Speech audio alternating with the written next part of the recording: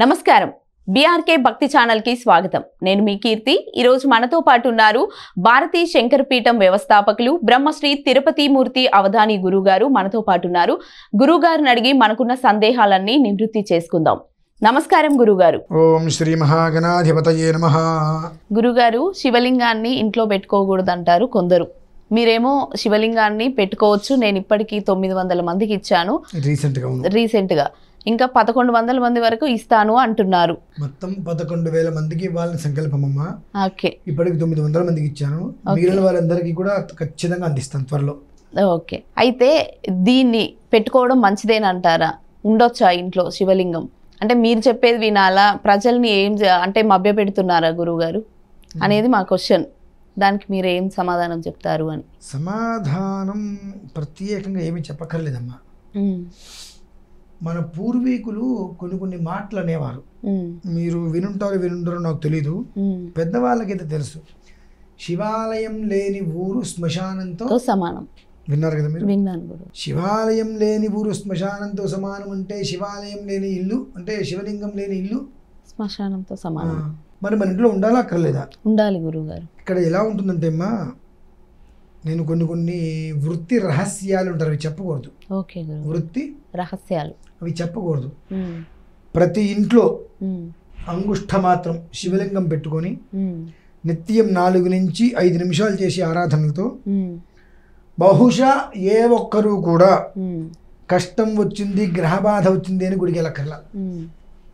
గ్రహ పూజలు కానీ ఏమీ చేయించుకోవాల్సిన అవసరం లేదు. అలా చెప్పితే మా బ్రతుకులు ఏం కావాలి? అవును, మేము ఎలా బ్రతకాలి?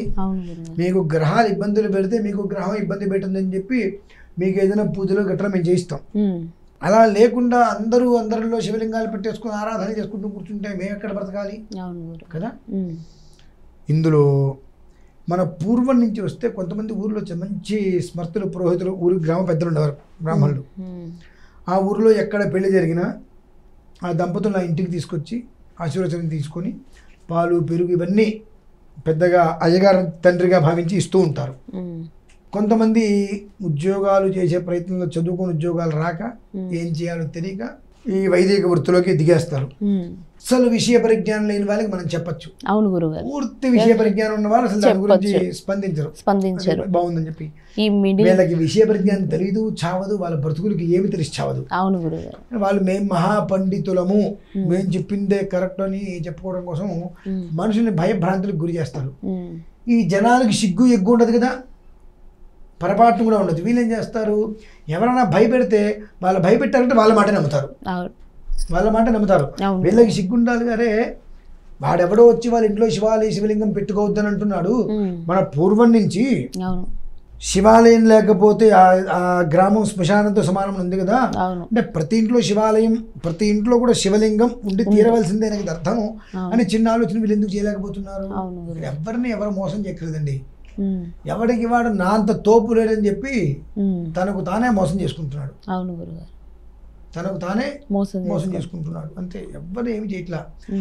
ఇందులో ప్రధానమైన నిర్ణయం మీకు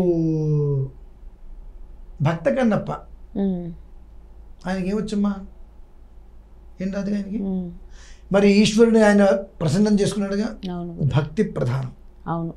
ఆ ఇంట్లో శివలింగం పెట్టుకుని ఓం నమః శివాయ అని చెప్పి అర్చన చేసుకో, చక్కగా తేలిగ్గానే ఉంటుంది. 4 నిమిషాలు 5 నిమిషాలు చేసుకుని అంత భస్మం ఆయనకి నెత్తి మీద వేయి, పంచదార పట్టి వెళ్ళిన నివేదన పెట్టు, ప్రసాదంగా తీసుకొచ్చాను.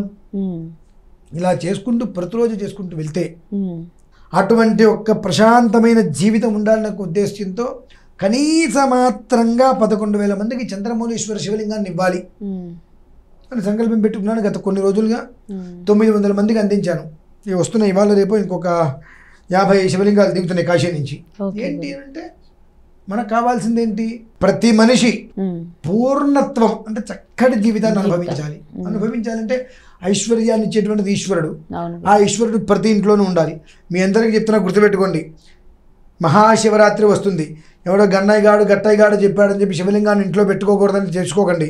శివలింగాన్ని ఇంట్లో పెట్టుకుంటే కొంప ఏమి కూలిపోదు, కొంప నాశనం కాదు. గుర్తుపెట్టుకోండి, శివలింగం మీ ఇంట్లో ఉండి దానికి అనునిత్యము 4 నుంచి 5 నిమిషాలు మీరు ఆరాధన చేసుకోగలిగితే అంతకు మించినటువంటి అదృష్టము, యోగము, భోగము అనేటువంటిది ఈ భూమి మీద మనం తెచ్చుకోలేం. కనుక ఎవరో చెప్పాడు అని అనేటువంటి విని సైకలాజికల్గా ఒక భయం అనేటువంటి మనసులో పెట్టుకొని శివలింగంగా ఇంటికి తాగకూడదు అనేటువంటి విషయాలు వదిలేసేయండి. చిన్న విషయం, ఉదాహరణ, భక్త కన్నప్పకి ఏం వచ్చు? ఆయన ఆటవి కూడా ఇది ఉంటారు కదండి, అడవిలో ఉంటారు కదా ఆయన, ఏమీ తెలియదు. కానీ ఆ భక్త కన్నప్ప భక్తికి మెచ్చాడుగా ఈశ్వరుడు. ఆయన కన్ను పెట్టాల్సి వచ్చి కాలుతో ఆయన మీద నెత్తి మీద పెట్టి చూశాడు. తెలియదుగా ఎక్కడ ఉందో, మరి ఏం పెట్టాలో తెలియదు. ఇక్కడ కాలు పెట్టావా, మాంసం పెట్టావా అని చూడాల, నువ్వు భక్తిగా ఏం చేశావు. అలా చెప్పేవాళ్ళని ఇవాళ నాకు అన్ని దొరికితే నేను మాంసం పెడతా అంటే త్రిశూలం పెట్టి ఒక పోటు పొడుస్తాడు. ఇవాళ నీకు అన్ని అందుబాటులో ఉన్నాయి కాబట్టి పళ్ళు ఫలాలు పెట్టు. ఆయనకి ఏది అందుబాటులో లేదు, ఏం పెట్టాలో తెలియదు, ఏమీ లేవు. అప్పట్లో ఎన్నాళ్ళు ఇవన్నీ లేవు అక్కడ. అడవిలో దొరికిన పదార్థం తినేవాడు, ఆ పదార్థం ఆయనకి పెట్టాడు. కాబట్టి ఇవాళ నేను అన్నీ తింటా కాబట్టి అతను పెట్టాడు కాబట్టి అదే పెడతానంటే ఒక పోటు పొడుస్తాడు. కాబట్టి అటువంటి కొన్ని పక్కన పెట్టి ఆ భక్తితో చేసేటువంటి మార్గాన్ని అన్వేషించుకుని చేస్తే సదా శివుడు నీ ఇంట్లోనే ఉండి నిన్ను కాపాడుకుంటూ వస్తాడు. కాబట్టి ప్రతి మనిషి చక్కగా అంగుష్టమాత్రంగా ఉండేటువంటి చంద్రమౌళీశ్వర శివలింగాన్ని మాత్రం ఏరి కోరి ఇంటికి తెచ్చుకొని ప్రతినిత్యము ఆరాధన చేసుకొని సుఖంగా ఉండగలిగితే అంతకు మించినటువంటి సౌఖ్య జీవితం మరొకటి లేదు అని మాత్రం నేను ఖచ్చితంగా చెప్తానమ్మా. ఓకే గురువుగారు, అంటే లింగము అని అంటే ఇదే తెచ్చుకోవాలి అనేది ఏమన్నా ఉంటుందా గురువుగారు? జాతి స్ఫటికానికి పడుతూ ఉంటాయి అవన్నీ కూడా. ఓకే, మనకి ఇంట్లో ప్రధానంగా చంద్రమౌళీశ్వర శివలింగాన్ని ఎందుకు పెట్టుకోవాలి అంటే ఆ ఏదైనా విపత్కర పరిస్థితి వచ్చి 4 రోజులు చేయలేక నీళ్ళలో పెట్టేస్తే దానివల్ల ఎలాంటి దోషము మనకు ఆపాదించదు. ఆడవాళ్ళు దూరంగా ఉంటారు, ఆ పరిస్థితులు చేయలేని పరిస్థితి, రేపు పొద్దున ఇబ్బంది వస్తున్నప్పుడు ఇవాళ నీళ్ళలో పెట్టేస్తే 4 రోజులు ముట్టుకోకపోతే వచ్చి నష్టమేం లేదు. కానీ మిగిలిన లోహపు శివలింగాలు కొన్ని ఏంటంటే ఉండకూడదు అట్లా.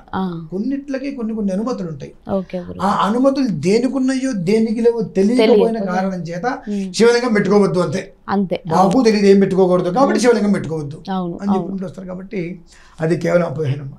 ఈ చంద్రమౌళీశ్వర శివలింగం ప్రతి ఒక్క ఇంటికి చేరాలమ్మా, అది విషయం. ఓకే గురుగారు, చాలా చక్కటి విషయాన్ని మాకు వివరించినందుకు ధన్యవాదాలు గురుగారు.